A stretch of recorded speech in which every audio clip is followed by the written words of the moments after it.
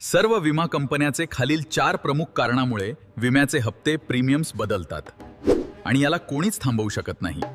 वैद्यकीय महागाईत म्हणजे मेडिकल इन्फ्लेशनमध्ये दरवर्षी 14% ते 22% ने होणारी वाढ होतेच. वयोगटांच्या श्रेणींमध्ये म्हणजे एज स्लॅब्समध्ये होणारा बदल, क्लेम दाखल होण्याचे प्रमाण किंवा प्लॅन अतिरिक्त फायदे जमा होणे, जीएसटी किंवा टॅक्स नियमामध्ये झालेला कोणताही बदल. आता तुम्ही म्हणाल याला उपाय काय?